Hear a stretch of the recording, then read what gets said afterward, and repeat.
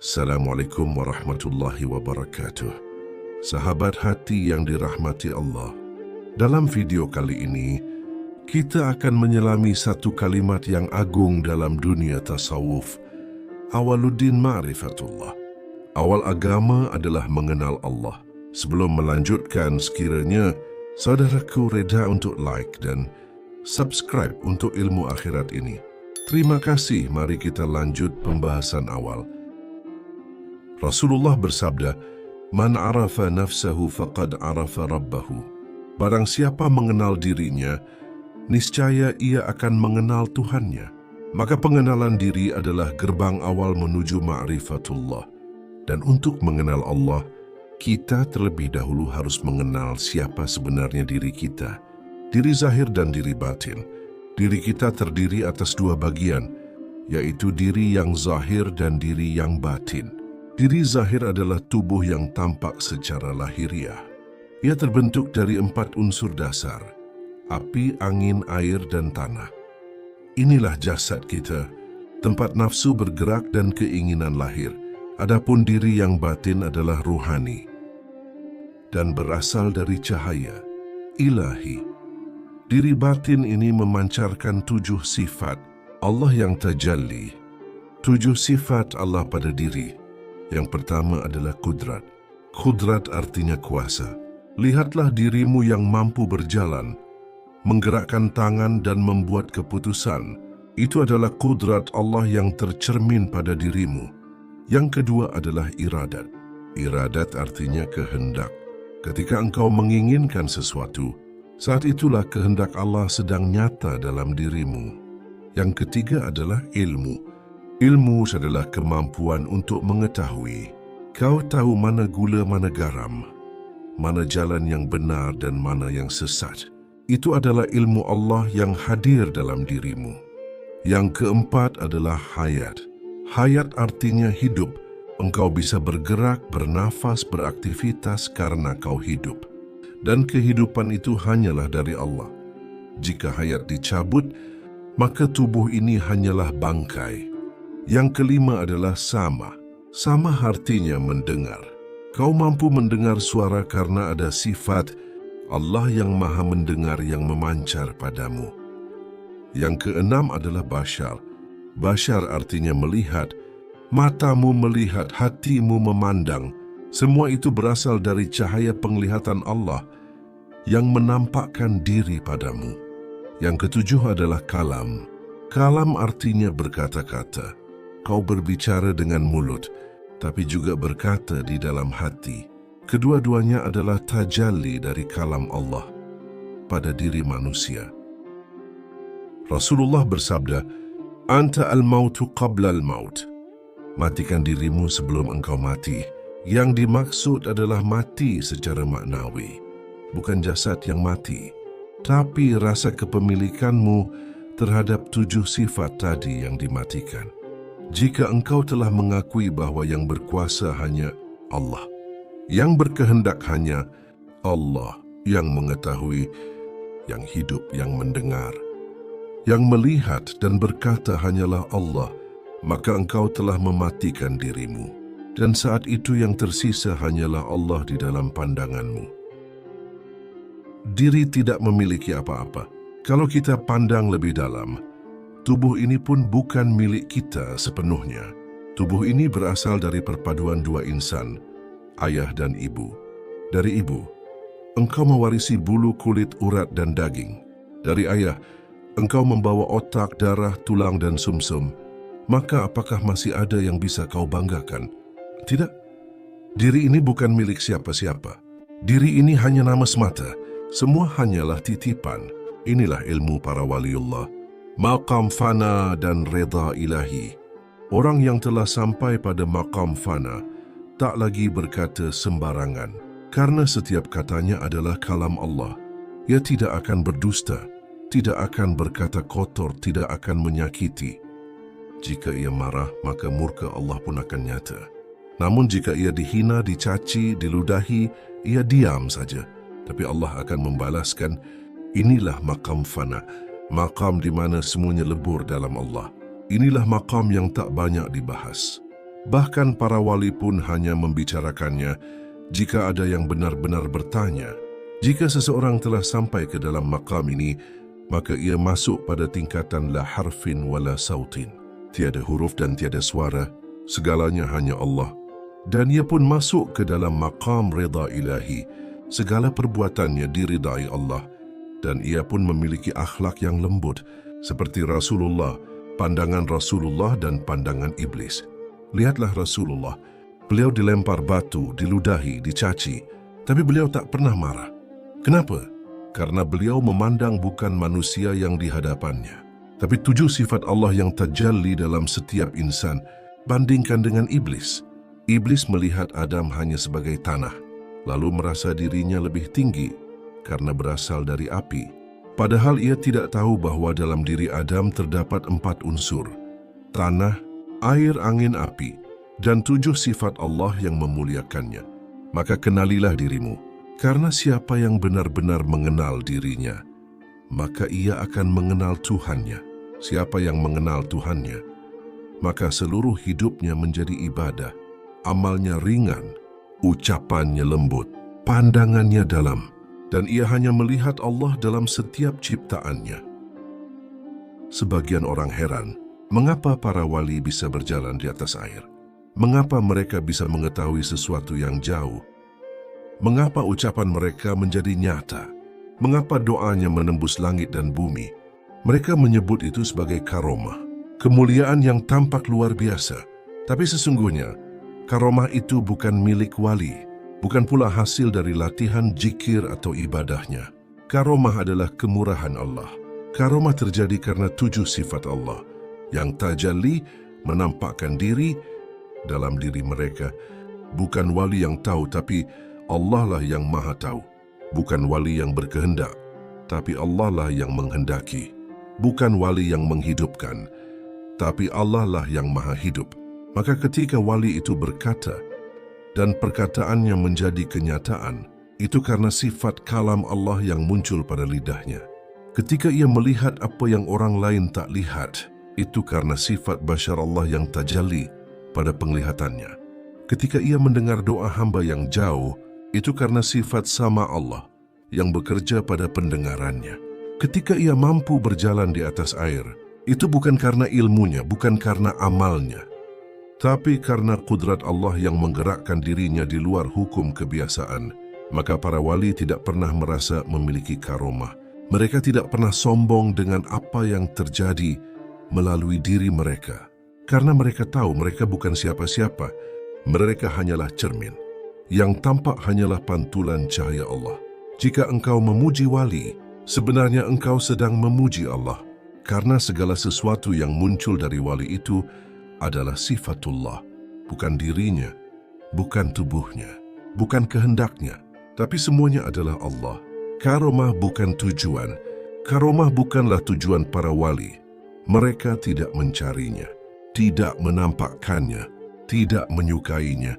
Karena karomah bisa menipu orang yang masih awam. Yang mereka kejar bukan karomah, tapi mahabbah, cinta kepada Allah, ma'rifah, pengenalan yang dalam terhadap Tuhannya. Fana, lebur dalam sifat Allah hingga diri mereka pun tak tersisa. Dan ketika diri mereka telah tiada, yang tersisa hanyalah Allah. Maka segala gerak, diam, ucap dan tatap, mereka menjadi tajalli sifatullah.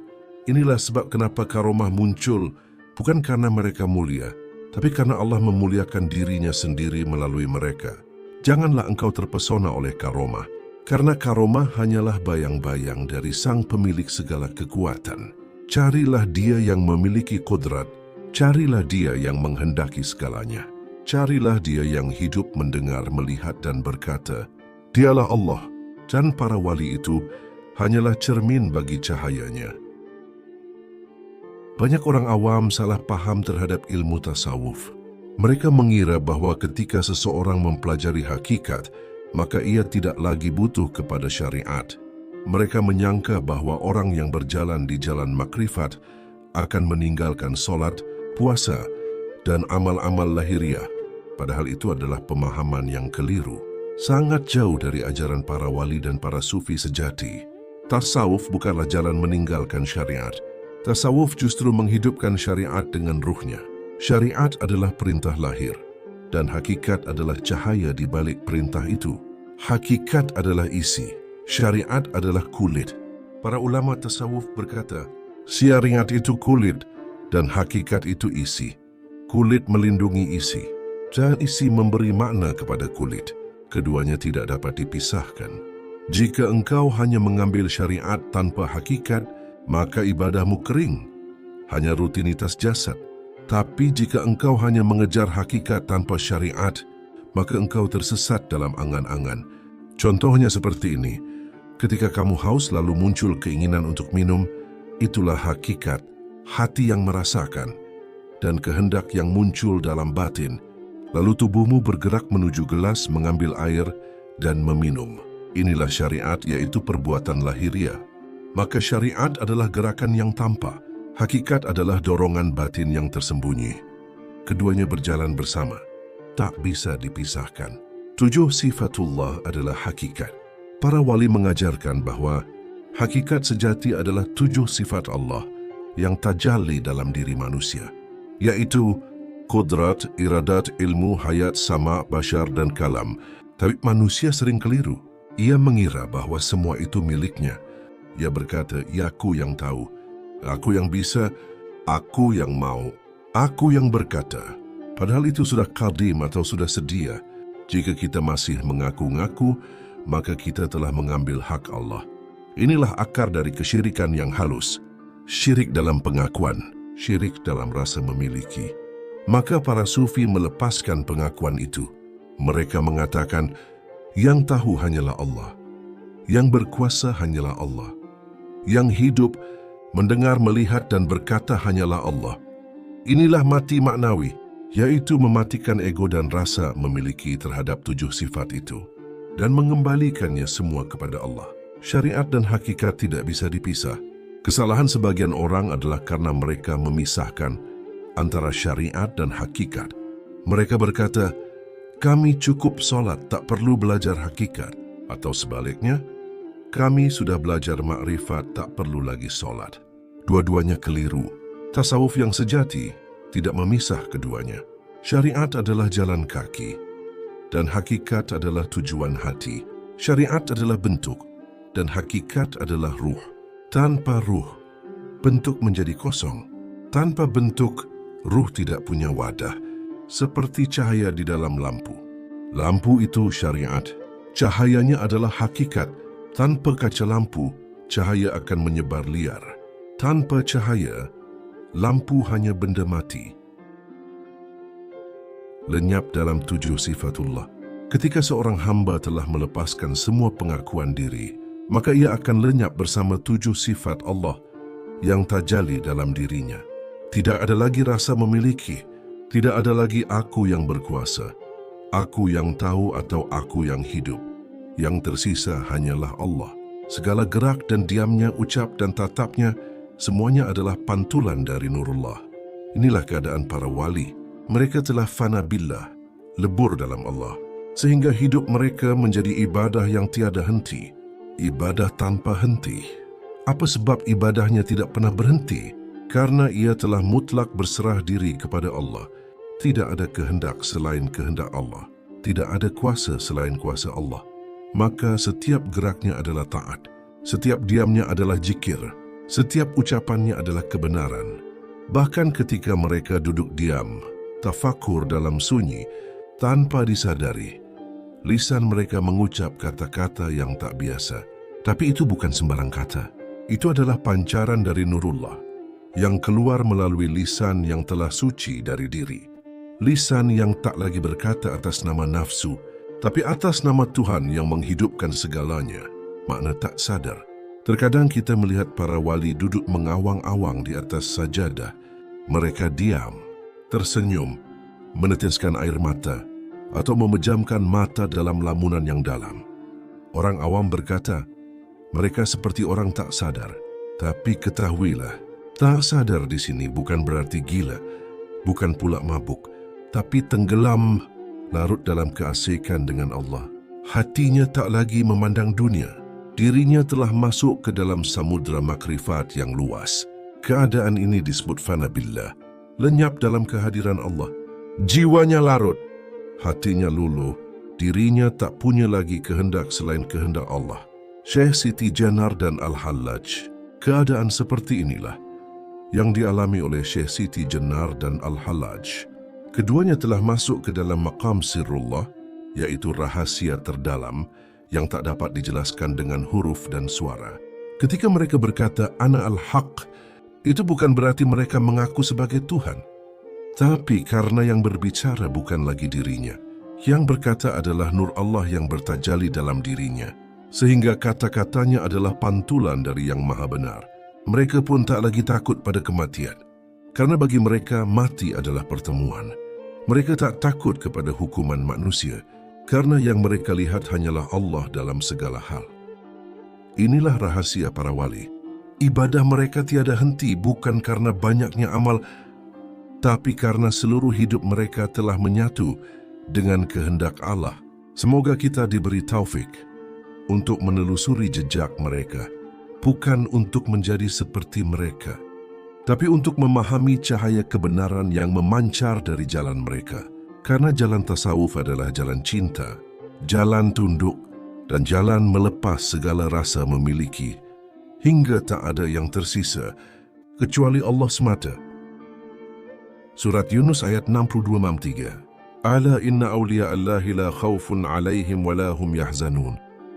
Ingatlah, sesungguhnya wali-wali Allah itu tidak ada rasa takut pada mereka, dan mereka tak bersedih hati. Alladzina amanu wa kanu yattaqun, yaitu orang-orang yang beriman dan selalu bertakwa. Penjelasan makna ayat, la khawfun alaihim, artinya tidak ada ketakutan atas mereka. Para wali tidak takut kepada ancaman manusia, kepada dunia, bahkan kepada kematian, karena hati mereka telah tertambat hanya kepada Allah. Mereka tidak gelisah jika kehilangan dunia, jabatan, atau disakiti manusia. Walahum yahzanun.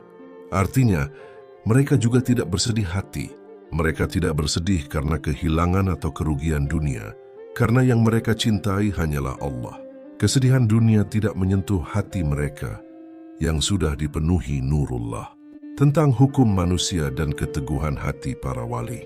Para wali Allah memang tidak takut pada hukum-hukum manusia karena mereka tidak melawan hukum, tapi melampaui hukum. Dalam arti mereka hidup dalam kehendak Allah. Jika mereka dihukum manusia karena perkataannya yang dalam, itu bukan karena salah, melainkan karena manusia tak memahami maqam mereka. Seperti Al-Hallaj, ia tidak melawan, ia dihukum dan tetap tenang. Seperti Syekh Siti Jenar, ia tak melarikan diri, karena bagi mereka, Allah lah Raja segala hukum. Kenapa para wali tidak takut dan tidak bersedih? Karena mereka tidak melihat dunia sebagai tujuan. Dunia hanyalah bayangan, yang hakiki hanyalah Allah. Karena mereka telah melepas ego, dan yang tersisa hanyalah kehendak Allah. Karena mereka hidup di bawah naungan 7 sifat Allah, yang membuat seluruh geraknya adalah ibadah, karena mereka yakin bahwa semua yang terjadi adalah dari Allah, dan semua akan kembali kepadanya. Jadi ayat ini sangat jelas menyatakan bahwa para wali Allah tidak takut kepada siapapun kecuali Allah, tidak sedih karena kehilangan dunia, tidak goyah oleh ancaman, hinaan atau kematian, dan hidupnya adalah ibadah yang tiada henti. Ala inna awliya Allahi la khawfun alaihim wa la hum yahzanun. Inilah para wali, tenang hatinya, tajam pandangannya, dan lebur dirinya dalam cinta kepada Allah. Tanda-tanda memasuki makam kewalian. Kewalian bukan soal sorban, jubah atau karomah yang menakjubkan, bukan pula soal pengakuan atau gelar dari manusia. Kewalian adalah makam ruhani, di mana seorang hamba mulai dilebur oleh cinta dan cahaya Allah. Ada tanda-tanda yang halus, yang tak tampak oleh mata kasar, tapi terasa dalam hati yang jujur dan bersih. Tanda pertama adalah hati yang mulai takut mengambil hak Allah. Ia mulai berhati-hati dalam merasa memiliki. Ia tak lagi berkata, aku bisa, aku tahu, aku ingin. Karena ia sadar, semua kudrat, iradat, ilmu, hayat, sama, bashar, dan kalam bukanlah miliknya. Semua itu hanya milik Allah. Tanda kedua, hati mulai merasa berat dalam perbuatan sia-sia. Bahkan bercanda pun dijaga. Bukan karena ingin terlihat alim, tetapi karena jiwanya tidak betah jauh dari zikir. Ia memilih diam daripada berkata kosong, karena diamnya kini adalah zikir batin yang tak terdengar. Tanda ketiga, ia tidak gembira saat dipuji dan tidak marah saat dicaci, karena ia tahu pujian dan hinaan adalah sama-sama bayangan. Yang penting bukan penilaian manusia, tetapi pandangan Allah di dalam hatinya. Tanda keempat, ia mulai larut dalam tafakur. Bahkan tanpa sadar ia duduk lama, memandang sunyi, dan merasakan kehadiran Allah lebih nyata dari dunia di sekitarnya. Tangisnya datang bukan karena dunia, tapi karena rindu yang tak tertahankan pada Rabb-Nya. Tanda kelima, ia mulai mencintai kesendirian. Karena di dalam sepi, ia merasa dekat. Bukan karena membenci manusia, tetapi karena ingin menjaga hati tetap tertaut hanya pada Allah. Tanda keenam, ucapannya mulai membawa bekas, bukan karena retorika, tapi karena apa yang keluar dari lisannya berasal dari hati yang penuh zikir. Kadang satu kalimatnya membuat orang lain menangis. Kadang nasihatnya terasa seperti suara dari dalam jiwa sendiri. Tanda ketujuh, ia mulai tidak takut akan kematian. Bahkan dalam diam ia rindu bertemu. Karena baginya, mati bukanlah perpisahan, tapi kepulangan kepada kekasih sejati. Kesimpulan, kewalian bukanlah tujuan, tapi buah dari keikhlasan dan ketulusan yang terus tumbuh. Dan tanda paling dalam dari kewalian adalah lenyapnya aku, yang tersisa hanyalah Allah. Semoga kita semua diberi taufik untuk berjalan di jalan para kekasihnya. Meskipun langkah kita masih tertatih, tapi semoga hati kita tetap lurus menujunya. Kembali kepada akhlak yang halus. Siapa yang mengaku telah sampai pada derajat kewalian, namun lisannya masih kasar, sikapnya masih meninggikan diri, hatanya masih mudah tersinggung dan membenci, maka sesungguhnya ia belum sampai. Karena tanda paling jelas dari seorang wali adalah akhlaknya, bukan karomahnya, bukan ucapannya, bukan pengakuannya, tapi kelembutan budi yang terpancar dari hatinya. Wali itu rendah hati, karena ia telah mengenal dirinya, bahwa ia bukan siapa-siapa. Ia tak punya apa-apa. Yang ada hanyalah Allah yang bergerak dalam dirinya. Wali itu sabar karena ia tahu bahwa semua yang terjadi adalah kehendak Allah. Ia tidak mudah menyalahkan. Tidak cepat marah karena yang dilihatnya bukan makhluk, tapi Allah dalam tiap kejadian. Wali itu pengasih karena hatinya penuh cinta. Ia tidak melihat orang dari dosa dan keburukannya, tapi melihat mereka sebagai cermin tajalli sifat Allah yang sedang diuji. Wali itu tidak menyakiti, bahkan dalam diamnya ia mendoakan. Bahkan dalam disakiti, ia menunduk dan berkata, "Ya Allah, ampunilah mereka." Inilah hakikat dari kembali kepada akhlak yang halus. Karena semakin dekat seseorang kepada Allah, semakin lembut ia kepada makhluk. Semakin tinggi maqam ruhani seseorang, semakin besar kasih sayangnya kepada sesama. Karena bukankah Rasulullah, manusia paling mulia, adalah juga manusia paling lembut? Bahkan saat dilempari batu, beliau tidak mendoakan kebinasaan, tapi memohon hidayah bagi mereka. Maka siapapun yang merasa sedang menempuh jalan ma'rifat, pastikan langkahmu menuju akhlak yang lembut. Bukan sekadar ilmu tinggi, bukan sekadar kata indah, tapi perilaku yang menenangkan hati siapapun yang mendekat. Karena tanda dari seorang yang dekat dengan Allah adalah ketika orang lain merasa damai berada di dekatnya. Semoga kita diberi taufik untuk meniti jalan para kekasih Allah dengan hati yang lapang, lidah yang lembut, dan akhlak yang mencerminkan cahaya dari Sang Maha Lembut. Demikianlah dasar-dasar makrifatullah yang bisa saya paparkan dalam video kali ini. Apa yang saya sampaikan bukanlah kesempurnaan ilmu, melainkan hanya serpihan kecil dari samudra yang luas. Perlu saya sampaikan di sini, saya bukan ulama, bukan pula ustadz. Saya hanyalah orang biasa yang ingin berbagi sedikit ilmu dan rasa Semoga bisa menjadi bekal menuju jalan keselamatan dunia dan akhirat. Segala yang benar datangnya dari Allah, dan yang keliru adalah dari keterbatasan diri saya sendiri.